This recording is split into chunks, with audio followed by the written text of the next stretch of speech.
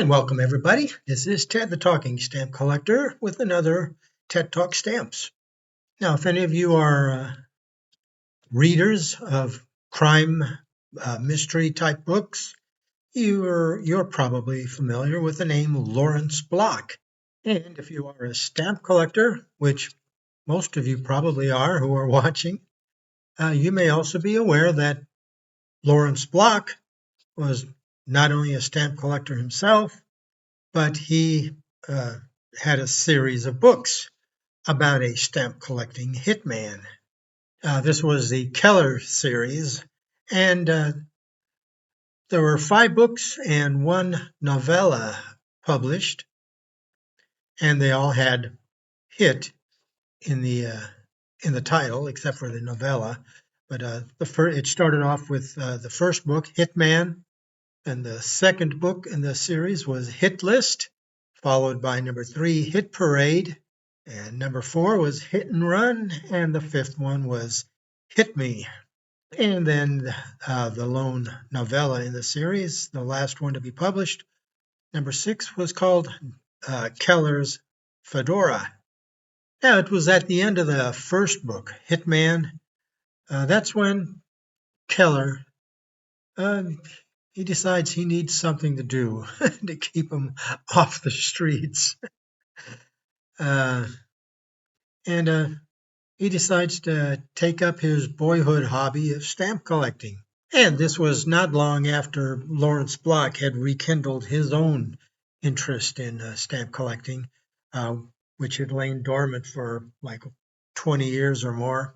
And throughout the series, Lawrence Block, he puts a lot of stamp talk into the books. Keller himself, whenever he completes, he's, like I said, he's a hitman. He's a assassin for hire. And at the end of each job, he takes some of his earnings and puts it into a rare, valuable stamp. But what's the cool thing about Lawrence Block's writing is that he doesn't just gloss over the stamps. It's not just an incidental part of the book. He really gets into it. He gives details about stamps, instructions on, collecting and mounting and such, and even advice on stamp investing. In fact, at a speech he gave once, he mentioned how, more than one person has come up to him and says, you gave a lot more information about stamp collecting than I really needed. And then there were others who said that reading about stamp collecting in his novels spurred their own interest in starting a collection.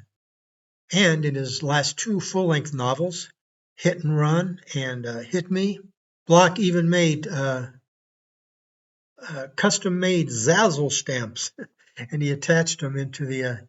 He made a special philatelic edition of his books, signed, numbered. In Hit and Run, he had the Zazzle stamp attached to the title page of the book, along with his signature. And in the 5th book, the last full-length novel, Hit Me, he not only put a custom-made Zazzle stamp on the title page, he included 2 souvenir sheets. As you can see, here's one. They're both the same. One is mint, and one is canceled, like you see here, Keller, R.I.P. And these souvenir sheets show stamps from the Keller collection, including an inverted Jenny. So that's Lawrence Block writing about philately in his novels, but something that stamp collectors might not be aware of is that for almost 3 years, Lawrence Block also wrote a monthly column in Linn Stamp News, the hobby newspaper. The newspaper itself was weekly, but he just did 1 column per month.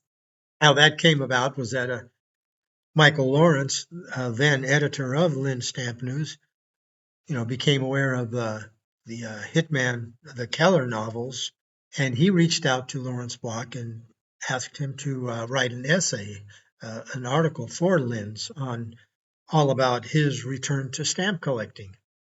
And then one thing led to another, and next thing you know, Lawrence Block had been talked into uh, writing a monthly column, which he called Generally Speaking.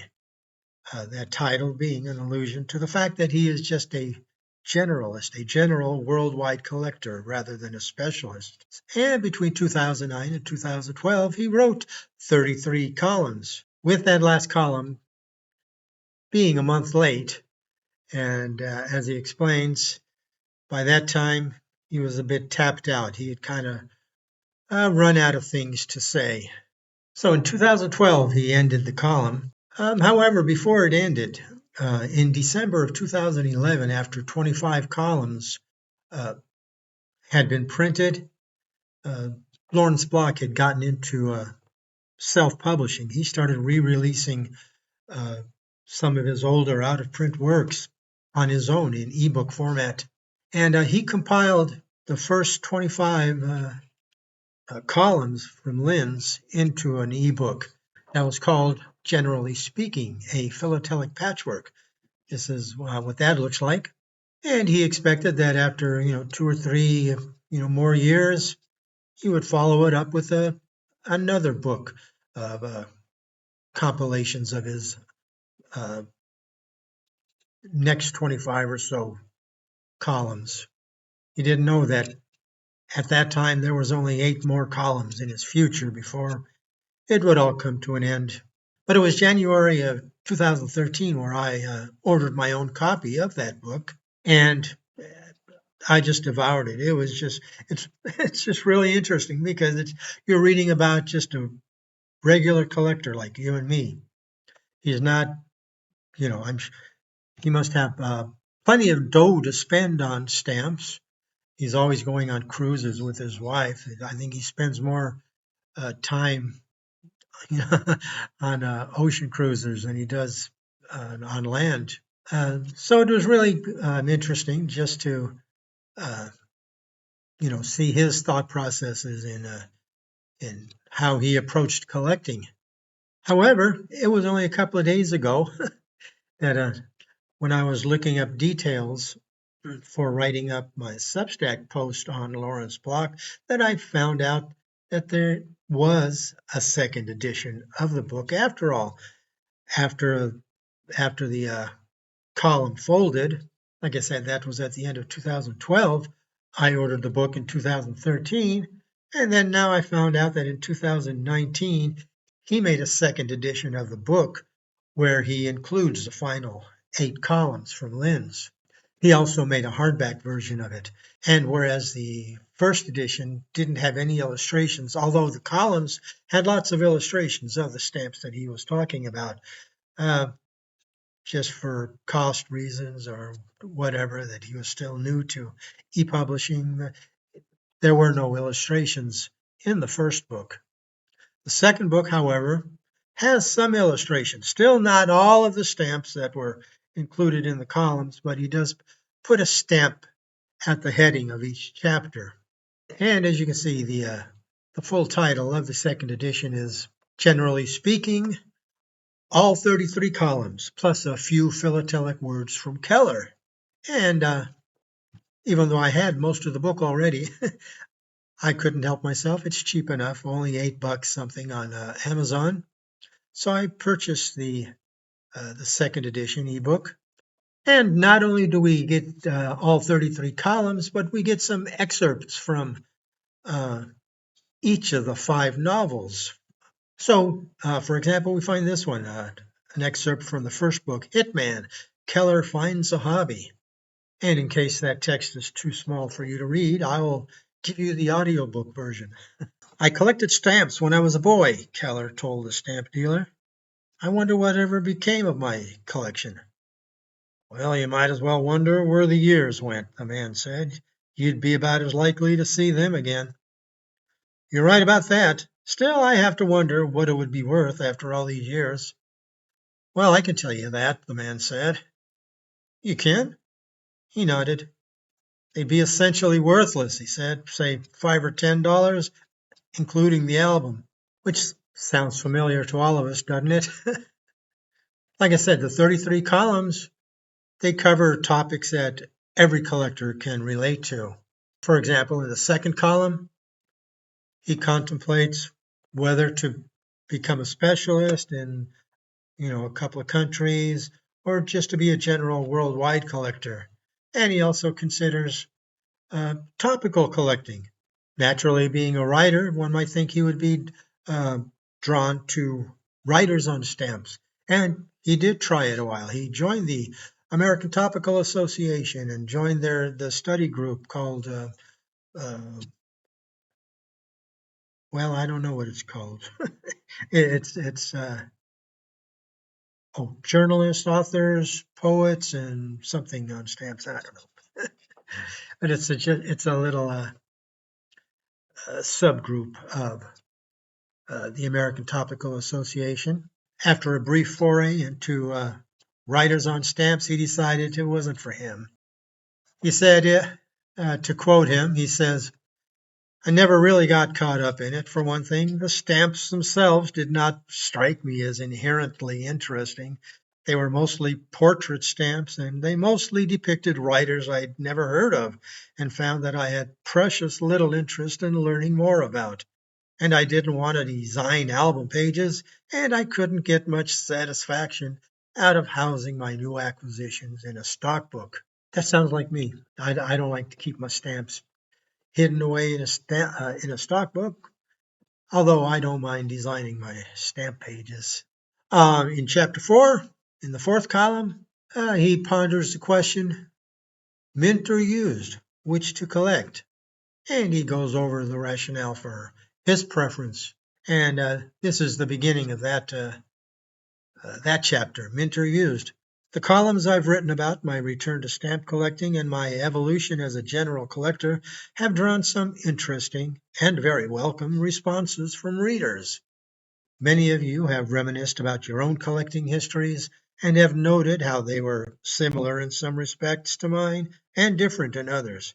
A few have asked questions, and one question turned up in several of your emails. I've said that I collect worldwide, which is to say all countries but my own, and that I limit myself to philately's first century, stopping at 1940. But you wonder, are the stamps I collect mint or used? Something we've all pondered, right? Oh, by the way, he says he collects the first century up to 1940. Later on, he explains how he expanded that to 1952, just because there's a lot of interesting stamps directly after World War II. And, of course, the British Empire, uh, we get up to just before Queen Elizabeth II. And then in the fifth column, everyone, everyone can relate to this. Buying the same stamp twice. Here's an excerpt from Hitman again, where Keller talks about that very problem. Keller sat in his hotel room with his purchases on the desk in front of him, pleased with what he had acquired and the bargain prices he had paid, but a little bit anxious at having spent so much money. Yeah, I'm sure he was anxious. Huh? He had dinner again that night with McEwell. McEwell is another collector he meets at a stamp auction he just came from. So he had dinner again that night with McEwell and confided some of what he was feeling. "I know what you mean," McEwell said, "and I've been there myself. I remember the first time I paid over $1,000 for a single stamp, Keller. It's a milestone. Well, it was for me, and I said to the dealer, 'That's a lot of money.' And he said, 'Well, it is, but you're only going to buy that stamp once.' I never thought of it that way," Keller said. Anyways, get the idea. There's a lot of uh, real familiar and friendly stamp talk, and a few neat excerpts from the books, which will hopefully entice you to go out and purchase those and read them. Unfortunately, like I said, Block did not continue his column long enough to uh, put out a sequel. The second edition isn't really a sequel. It just kind of ties up the loose ends from the first one. Because, like I said, he just ran out of steam. As he says in the book, in the introduction to this second edition, shortly after I turned in my last column, I realized I was done. I don't know why. I don't know where the urge to write about my hobby had come from in the first place, and now it was gone, and I couldn't explain that either. And then, shortly after that, within a year or so, it seems, uh, Block stopped collecting himself. He was getting on. He's 80.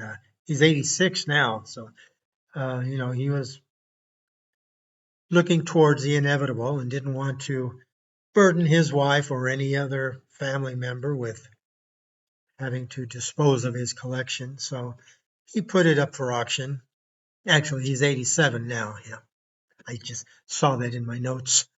And he says how he got a pretty good price. I mean, it's not like they appreciated tenfold or anything, but he got a good chunk of cash back, which he says is more than you can say for the golfer who quits because he can't swing the clubs anymore. But thankfully, at the age of 87, Lawrence Block is still with us, and he even continues to write uh, more novels and stories. In 2021, he published a compilation of Keller's greatest hits.